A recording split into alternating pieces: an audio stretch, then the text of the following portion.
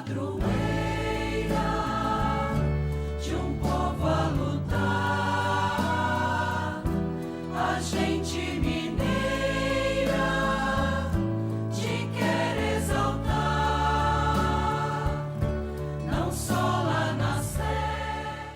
Amado irmão, amada irmã, por graça de Deus aqui estamos e juntos na comunidade orante ao redor de nossa mãe para proclamar a palavra, começamos pedindo luzes e bênçãos o caminho deste mês de fevereiro, segundo deste ano de 2019.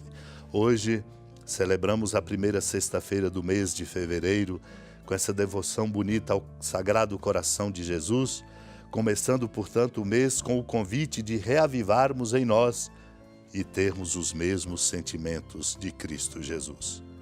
Inspira-nos e nos prepara para a escuta da Palavra Santa de Deus que hoje vamos proclamar, o que encontramos nas homilias atribuídas a São João Crisóstomo. Ele diz, perguntando: o que é o reino dos céus senão Cristo? A respeito de si mesmo ele disse: o reino de Deus está no meio de vós. Nada é maior do que Cristo segundo a sua divindade, conforme disse o profeta. É este o nosso Deus. Outro não se pode imaginar ao lado dele. Foi ele quem encontrou todo o caminho da inteligência e depois ensinou a Jacó, seu servo, e a Israel, seu amado. Só depois disso, na terra, ele apareceu e com os homens conviveu. E o que é menor do que Cristo na economia da encarnação, quando tornou-se inferior nos anjos e aos homens? Escuta Davi dizer de que modo se fez menor que os anjos. O que é o homem para dele assim vos lembrardes, e o filho do homem para o visitardes? Vós o fizestes pouco inferior aos anjos. Paulo nos interpela e nos traz uma palavra com uma interpretação bonita desta palavra de Davi, quando diz: naquele que foi feito pouco inferior aos anjos, vemos Jesus por ter sofrido a morte. Suspenso na cruz, era tal a sua força que, embora cravado, arrebatou do lenho com uma da só palavra o ladrão, transportando-o para as delícias do paraíso. Este grão, perfurado no flanco pela lança, destilou para os sedentos a bebida da imortalidade. Este grão de mostarda, descido da cruz e sepultado no horto, estendeu os ramos por toda a terra. Este grão, enterrado no campo, lançando suas raízes até a mansão dos mortos, trouxe consigo as almas que lá se achavam e em 3 dias as conduziu ao céu. Naquele tempo Jesus disse à multidão: o reino de Deus é como quando alguém espalha a semente na terra.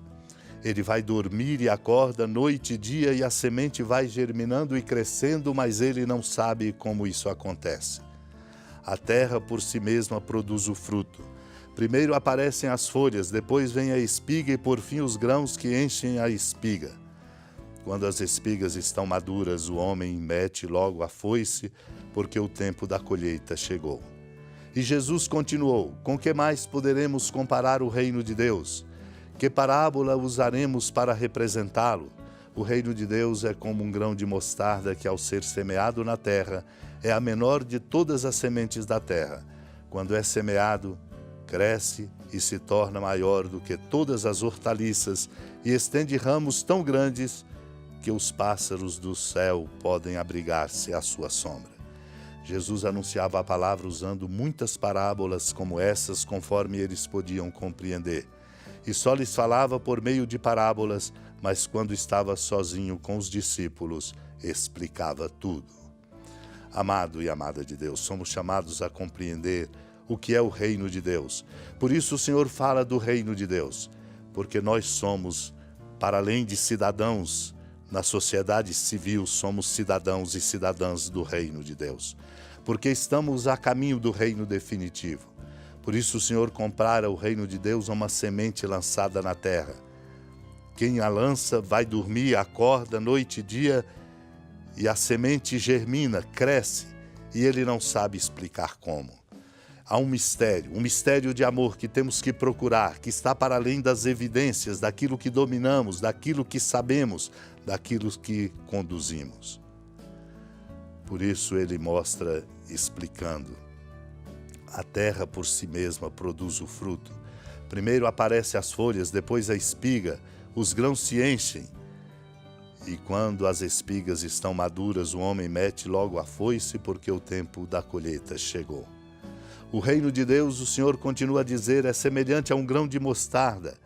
Semeado na terra é a menor de todas as sementes, mas quando o semeado cresce, se torna maior do que todas as hortaliças e estende ramos tão grandes que os pássaros do céu podem vir abrigar-se à sua sombra.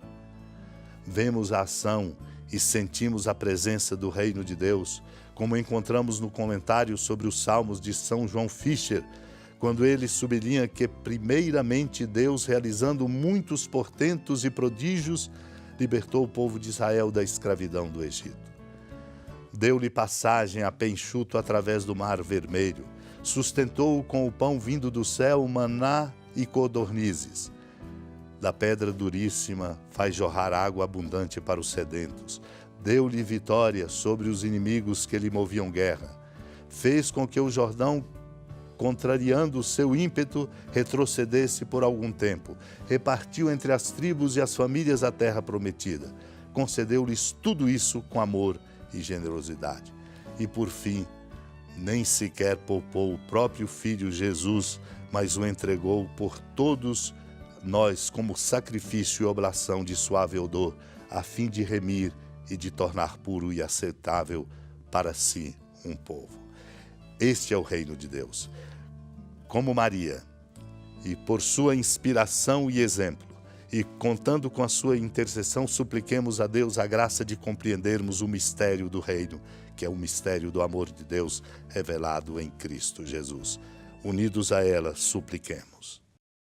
Senhora da piedade, Mãe Virgem do Cristo Deus. Lembrai-vos, ó piedosíssima Virgem Maria, que nunca se ouviu dizer que alguém daqueles que, tendo recorrido à vossa proteção, implorado a vossa assistência e reclamado o vosso socorro, tenha sido por vós desamparado.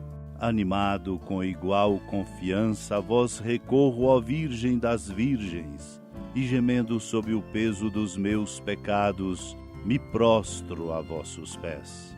Não desprezeis as minhas súplicas, ó Mãe do Verbo encarnado, mas dignai-vos de as ouvir propícia e de me alcançar o que vos peço. Amém. Feliz padroeira de um povo a lutar, a gente mineira te quer exaltar,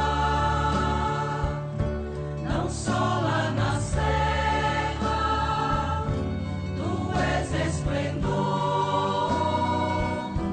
de toda esta terra, também és fulgor.